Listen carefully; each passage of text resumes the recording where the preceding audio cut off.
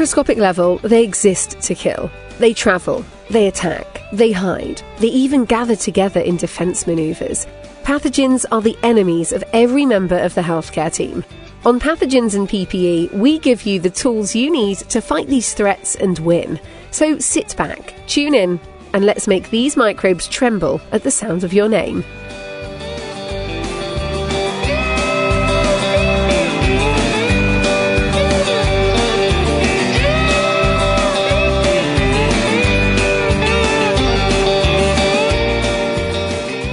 Welcome back to the Pathogens and PPE podcast. This is episode 11, all about the assembly and clean area best practices. I have some amazing guests today, so you're not going to want to miss this. Stay tuned for a message from our sponsors, and we will be right back.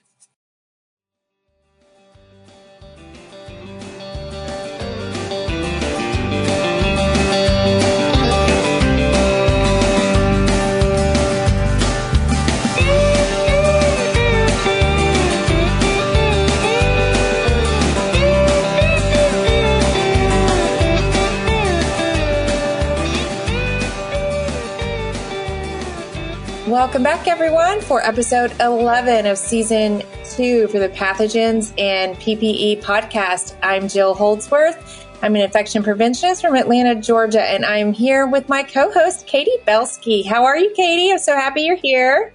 I'm good, Jill. Thank you for having me. I'm Katie Belski. I'm a statewide infection preventionist in Wisconsin.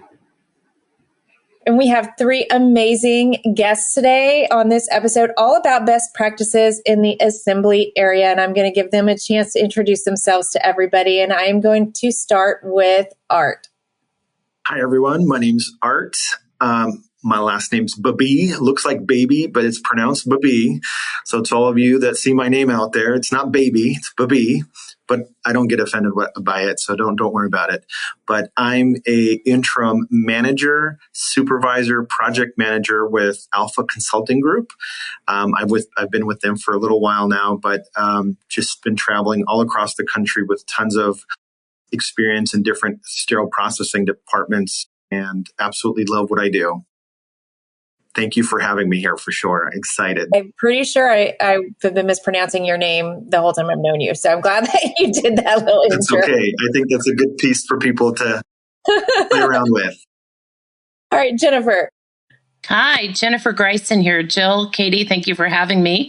I am with Astrolab. I am principal strategist of strategic solutions for Astrolab, working a nationwide role here in the U.S., basically taking my 33 years of experience in medical devices and bringing those solutions to the folks across the country. Specifically, my background is offsite instrument processing and strategic technologies. So we've got some new innovation and technology we'll be rolling out over the next couple of years, and I'll be strategically and chiefly responsible for those things. And I also on the board with the local HSPA chapter here in Southern California and sit on a couple of AMI working groups. I actually co-chair one regarding tattoo equipment processing. So again, thank you for having me. Very important work. Thank you, Jennifer. And last but not least, everyone's favorite person, Ebow. Hello. Hi, everybody. This is Ebow. As most of you know, I am an healthcare leader with sterile processing, infection prevention, and healthcare quality. Over the several years, I've had the opportunity to lead large-scale departments and led standardization efforts and work closely with perioperative leadership to strengthen safety, reliability, and regulatory readiness. So, Katie, Jill, thank you all for having me on this episode. Sure. All right, let's dive right in. So we are going to be talking about best practices in the assembly and clean areas today. So I want to start out with just what are we seeing out there as some of the common mistakes or citations that we're seeing from regulatory bodies or just during rounds as you guys are out there doing real world work. Art, why don't we start with you? Yeah, absolutely. I think some of the difficulties, challenges that we run into have a lot to do with just inspecting instruments and following instructions for use for instrumentation. not only that we're not following, but I think it's hard because not all of that's given to the team to be able to inspect and do a proper inspection, because the tools and equipment isn't necessarily available at the workstation, or they have to step away to get the inspection completed. And I think, like, something as simple as even insulation testers, I've had facilities where they just have one for the whole department. So each individual who's doing a set that requires insulation testing has to leave their workstation, walk over. Maybe there's a line, maybe there's not, who knows, but they have to go over there. They have to inspect their instrument and then come back to their tray. And I think that anytime we see any kind of deviation from a workflow where you start a tray, end a tray, and you have to walk away for any period of time, I think that increases risk for different lapses in workflow, process, and just continuity within that tray can be a cause for issues and regulatory compliance just overall. Yeah, I would add to that I think as leaders out there in the sterile processing space, really try to think about what your team needs at their workstation so that they can be head down and not be interrupted when they're inspecting a tray. I bring a lot of manufacturing mindset to what I recommend. And in the manufacturing world, you would never leave mid-production to assemble or to finish a product. And to me, this is processing finished goods. And so I think having the right lighting, magnification, inspection, count sheet, all your consumables at your fingertips, that anything leaders can do to really have that available to the techs is very important. And just to sum up everything that my two guests also said, I'd mentioned failure to follow the manufacturer's IFU. Ms. Jennifer stated inadequate inspection and functionality testing, which was also stated by Art. And we touched briefly upon poor assembly conditions. What we talk about, like Ms. Jennifer said, inadequate lighting. Let's go a step further and add dust, lint, and even clutter in your assembly workstation. Sometimes we fail to maintain environmental separation from clean and dirty items, especially from an eye wash standpoint. Lastly, I also want to say something about set weight, density, and overloading our sets also. And we can go ahead and add human factors to that also. Sometimes we come to work fatigue, and that opens the door for some mistakes and some oversight in the assembly area. And these are some of the common citations that we've seen around the industry during our roundings in the various sites. You all bring up a really good point about stepping away from the workstation or being distracted from your work, contributing to those quality concerns. I noticed that too when I was an SPD leader, and I started to track what was contributing to my department's errors. And I found that answering the phone was one of the biggest contributors. So curious if you guys have any research you did or studies or improvements in your areas, and what worked? What tips could you give? I actually have one, Katie. That's a great one. We have found that use of a tracking system, a good tracking system that communicates bidirectionally everything you need. And so that if you need a tray, you can go look at the dashboard. If you have an issue, you can put it into the portal and communicate it out.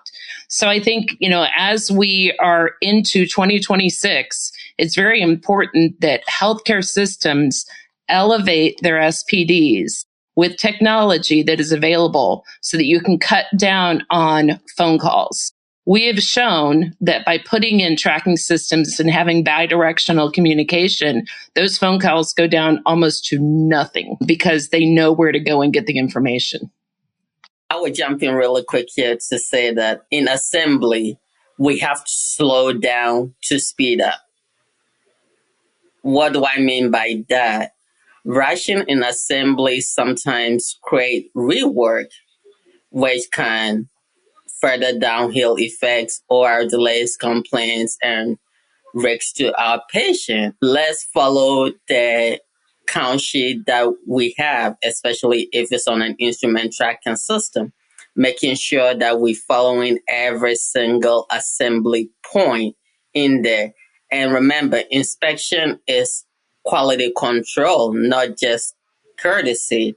What do I mean by that? During your inspection, make sure that you have adequate lighting, magnification, and doing your functionality testing, which is using your red or yellow testing material for your scissor sharpness, making sure that your ratchets are aligned, and lastly, and very importantly, lumen verification. Make sure you're checking all those lumens. Something you said reminded me of something, Ebow, and I wanted to get your all's opinion. In my past experiences, there has been a quality person, a quality role that would kind of give that final check over of sets before they get sterilized. And when there's short staffing or something's going on, they're really busy that day, that person gets pulled to do other things. So there isn't a quality check that day. What are your feelings about that? Are we in a place where we can say that that person can just be pulled? It's not important enough if you're short staffed that day, or should that be a priority position? So I'll like to speak to that a little bit. One of the things that I do is I go into facilities that are struggling.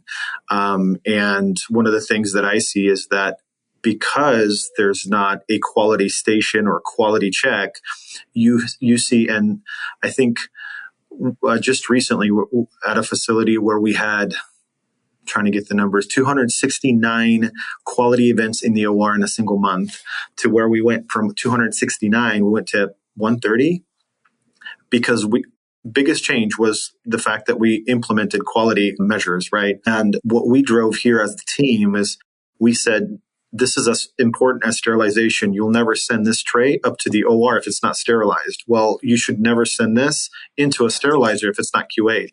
And if we have to break the work, if we have to separate the work where we have two people on a shift, one person QAs, the other assembles, and then if you're assembling, you're QAing that. So there's always a check if there's two people in the department. And that's the route we decided to go with, just because we understood that quality check is extremely important. One of the things I think we've also seen is that there is going to be some pushback with staff, because why would somebody else take another look at my tray? And how can we say that, hey, this is my work? So one of the things is we created a metric for, hey, these are the things that you're looking for. If you don't find these things, then that means the tray passes.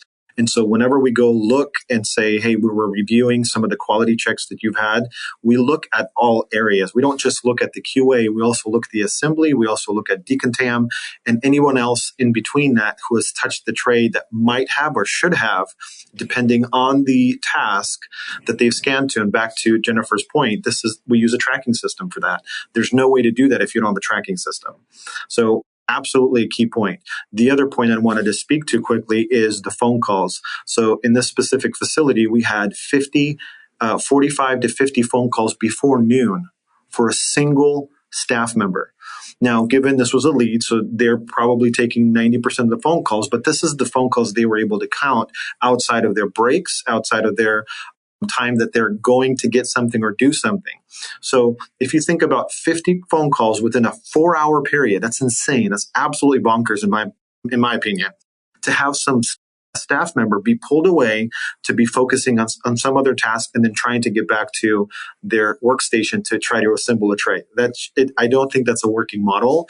We've realized that it's not a working model, and we've one of the requests to the OR was, hey, can we make sure to funnel all phone calls through we have one touch point, the OR front desk. Now I know that that's not ideal for anyone, but hey, can we just channel all that through there and back? Because what happens is you've got 3-4 different individuals calling about the same item, receiving different information from different staff members. And we've quickly recognized that there's 3 or 4 people almost on a day-to-day basis per case that we're having to have the same communication with. So when we funnel all of our phone calls through the lead or through the OR desk, those phone calls become a fraction of what they typically would be. Those are really great points, great tips. Ebow. Yes, thank you very much. So, on the topic of a dedicated quality person, verifying the trace, or a dedicated quality verifier, my stance on it varies. For high risk sets, I totally agree with, but for every single tray that is processed in the department, I do not really support that. A dedicated verifier or a quality person will significantly improve reliability in high risk settings, like I stated a little bit ago.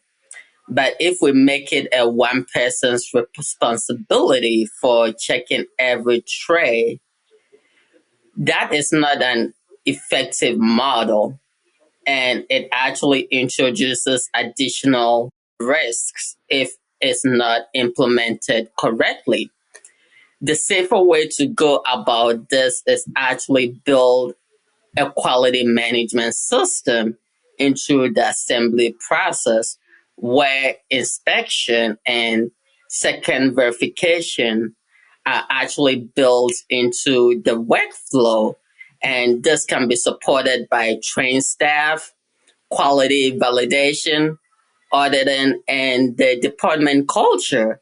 Additionally, there's a technology already out in the world that we can use to help with this, and this will align with the AMI NCST 90, the quality management system for our department. If you're going on the technology route, there's a technology that will assemble your instrument for you. So the human or the tech will actually have to focus on the inspection for bioburden and the functionality testing of that. So there is ways to go about this without actually not having that standard person that is always going to be there, because there is a lot of risk and pitfalls associated with that, which one would be creating a dependency culture. Our staff would be like, hey, quality is someone else's job, not mine, so why should I worry about that? Additionally, if we're looking at technical operations, it will create bottlenecks in our processes, especially if you have only one person as a quality auditor or quality verifier and you have 4 people in assembly and every tray needs to be second checked. Right there is your bottleneck. And, I quickly want to respond to that.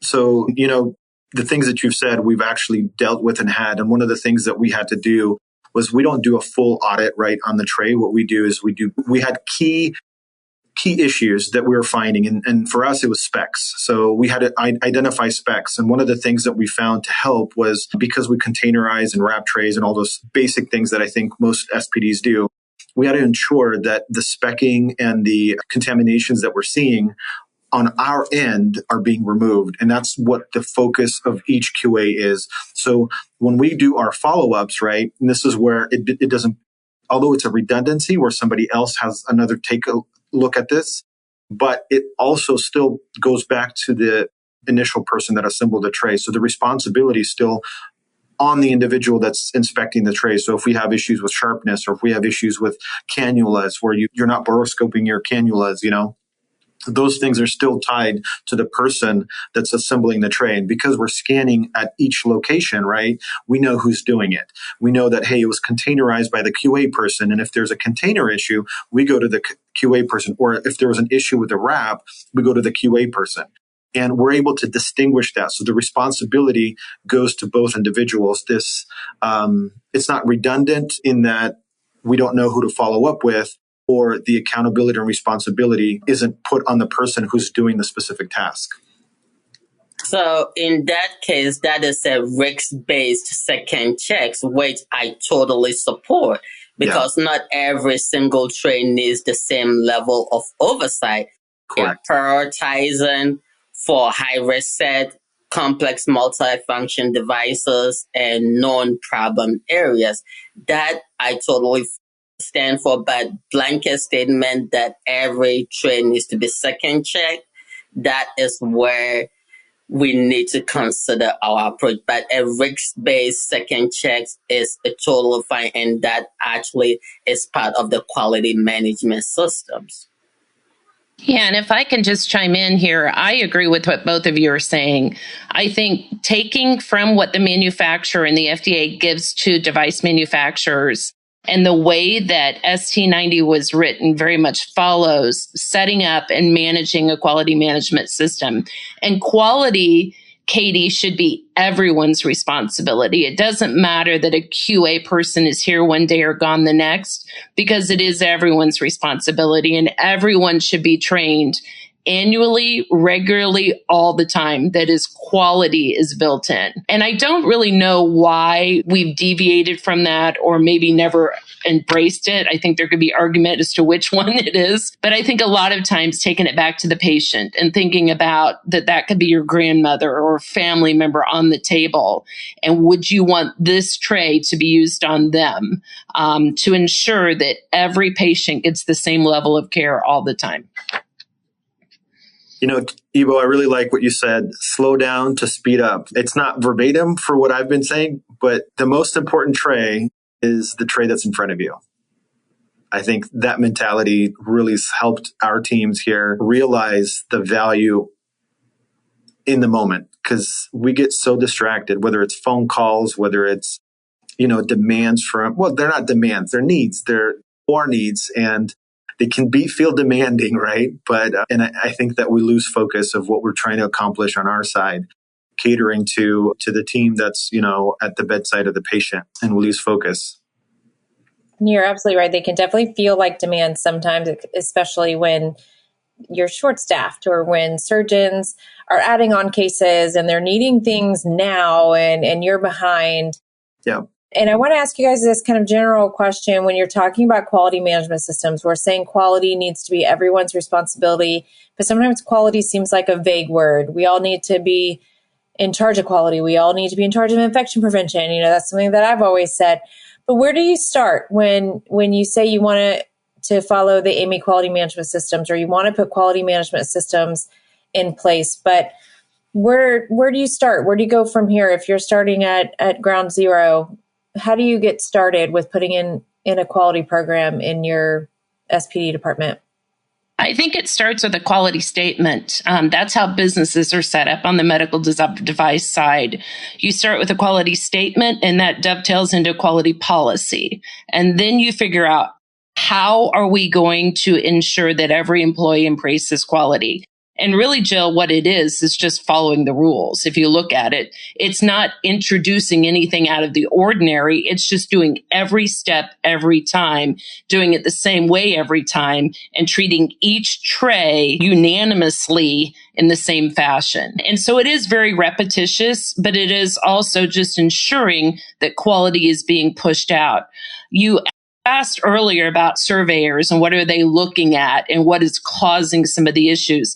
I think what Ebow said, speeding up, a lot of folks and a lot of sites are speeding up way too fast, and they're skipping many critical steps. And I just don't think they realize how important it is to actually do everything in decontam that's necessary. So when it gets to assembly, you're teeing up best possible practices. So quality can start little. It's just a small statement, and then you dovetail from there. Yeah. As an example, I can remember asking a technician, why aren't we putting these in the Sonic? They're required to go in the Sonic. And they're like, we just don't have time for that. Like, what? We don't have time not to. We can't afford not to. This is a critical step. So, it's a great example of these technicians. Sometimes they don't understand how important quality is and following the steps, following the IFUs, because they are just feeling so pressured and pushed to just go faster and faster and faster because they just have to get things done. I want to jump in real quick. I was working with a guy named James Stogner. Some of you guys might know him. He's been in the field for ever. But he we were working at a facility together, and he found out that the night shift didn't use the ultrasonic the night before. We were able to look back to see where the trays came from. We had over 100 trays that went sent back to decontam and had to start all over. And when we say we don't have time and we have leaders in place that say, you know what, this is, and in my mind, it's a culture, right? Like if we don't do it right, we're not doing it, right? So we can say there's no time. We can say, make all other excuses, which aren't necessarily excuses. They're real situations that we're in, but we have to understand that if this is the policy, to Jennifer's point, if this is the policy, if these are the guidelines, we can't choose not to. And when we do, we're doing it wrong. And I think creating a culture of accountability is extremely important. When we say, hey, we do this, and then we don't, we have a conversation with individual. Hey, what happened? Maybe the machine wasn't working. Maybe there's a deeper issue there that we need to kind of dig into and understand. If all of those things are okay, if systems are working the way that they should, equipment's on point, and the individual just made an executive decision to say, you know what, I'm just not going to do it. Well, I mean, it's not malpractice, right? But it's that line, right? Where we're just choosing not to do the right thing. And I think it's ethics, right? Exactly. It's ethics. I mean, yeah, that's what comes into play. 100%. Risk management ethics and all kinds of other things that you've got to make sure that as leading the department is on your shoulders. And you've got to make sure this happens. And the other piece I think that a lot of SPD leaders struggle with is the power of no. Push back. It is a reason to say no to a surgeon in another schedule, or if you want to do that procedure, I have this tray for you. Look at what else is in stock. And again, some tracking systems can do that. Cross-reference contents, and here's an 80% match to what you're wanting. This one is available. If you want that particular tray, it's got to be tomorrow. Don't be afraid to push back. Well, Jennifer, to your point, Jeff Bezos, he made the statement, says fail fast. And sometimes we need to fail fast. We need to let the surgeons know, the OR know that, hey, we don't have enough sets for you to do 12 cases today. You need to either reschedule them for another day, or we need to buy more trays, right? And so that's when those conversations, I personally find great, I don't know if it's pride, but in problems, because problems mean there's root causes to this. When you find root causes, hey, you don't have enough trays on the shelf to be doing this many cases for that service line. You should get more trays or stop operating. Guess what most facilities are going to do? They're going to buy more trays. But that conversation never happens.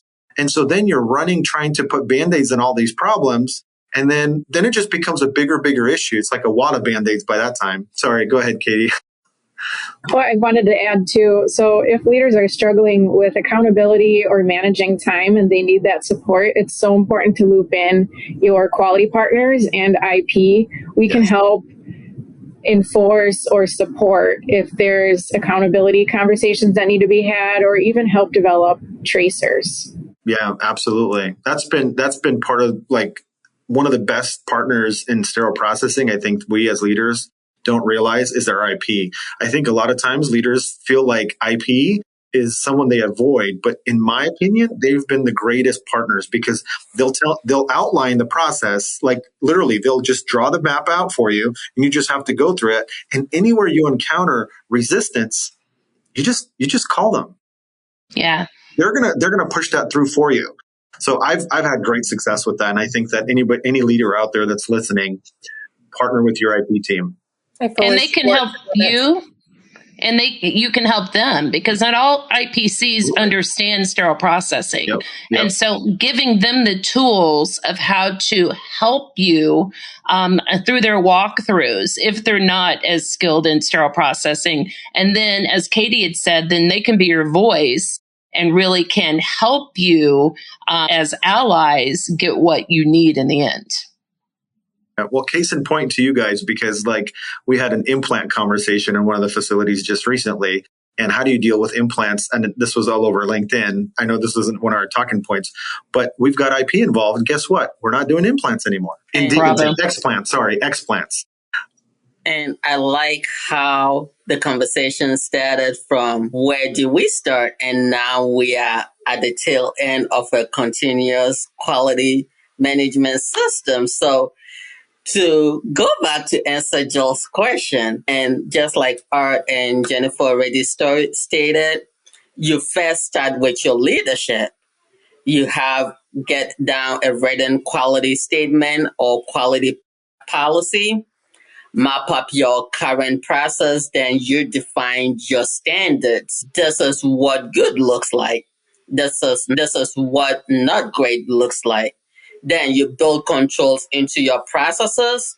Then you measure your performance and your response to issues using your CAPA. Then educate continuously. And we go back to building that culture where quality belongs to everyone. Then we have that ongoing continuous improvement where you bring in allies and supporters to champion your cause over you. So I really love and enjoyed how one simple question basically took us through the whole process of quality management systems from the beginning up to what continuous quality improvements looks like. QMS is not just a binder, it's a living system and it's never done. That was a really fun way to answer my seemingly simple question. I loved it. All right, guys, it's time to start wrapping up this episode that went really quick, which I thought it was going to go quick because you guys are a lot of fun. But as we start to wrap up, I'm going to ask each of you to give one quick tip, a go and do for everybody listening that they can go back to their facility and put into place today or start working on today as they finish up listening to this episode. So Art, why don't we start with you again and give everybody a quick tip? Yeah, absolutely. I think at the heart of everything, it's ethics, it's accountability to each individual. And I think what we'll realize as leaders, as soon as we start to have these conversations, people will understand the value of what they're doing. And I think that in our SPD departments, it's been kind of a miss. We've gone amiss as leaders, and I think we're not holding people accountable to our process, which allows individuals to think that it's not valuable or it's not needed. And I think what we need to do as leaders, we do need to step up. And I'm not saying go out there and fire your department or start, getting rid of people. That's not the point. The idea is to help people understand the value. And I think that once we help them understand the value, they'll find purpose and meaning in what they're doing. And I think when we just push for more trays, more of this or more of that, and trying to kind of go to the whims or requests of other departments, and that drives where we go, we end up losing what it is that we're supposed to be doing. And that is to ensure that every one of our trays is sterile and properly reprocessed for every one of our patients. And it starts with accountability.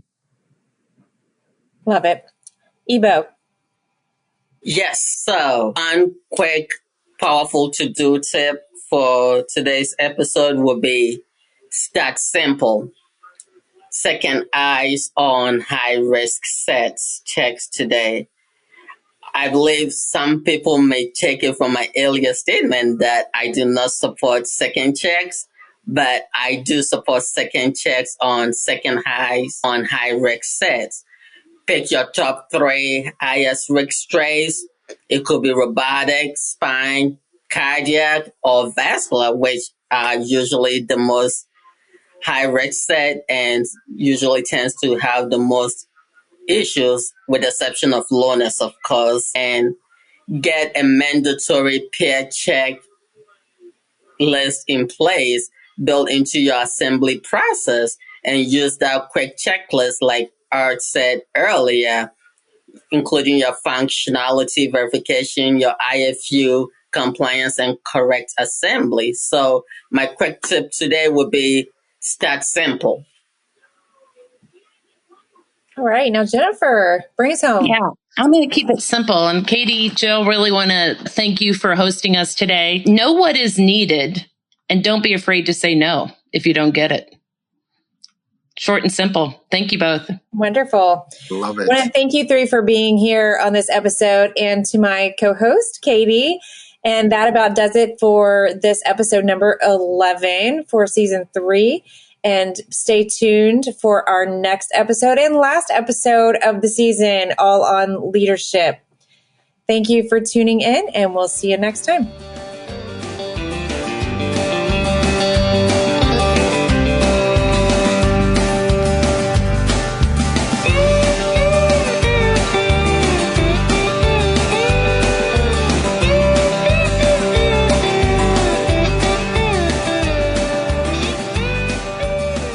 Well, that was a jam-packed episode with some of my favorite people. That was so much fun.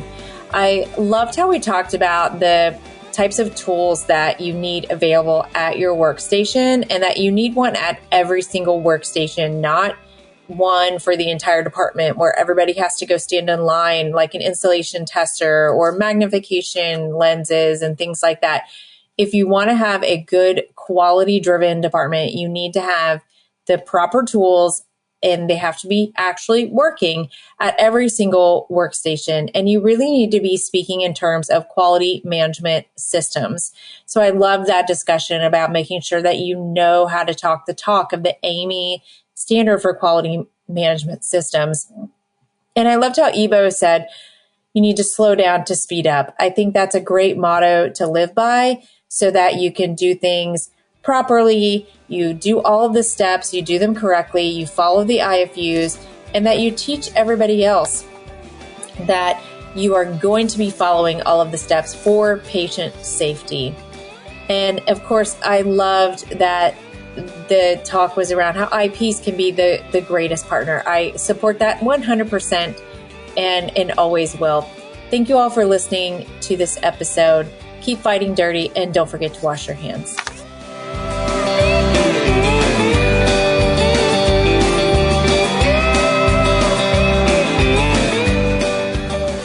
Thanks for tuning in to this exclusive podcast series on pathogens and PPE. For more information and clinical resources to help you fight dirty, make sure to follow us on social media by searching for Beyond Clean and Transmission Control.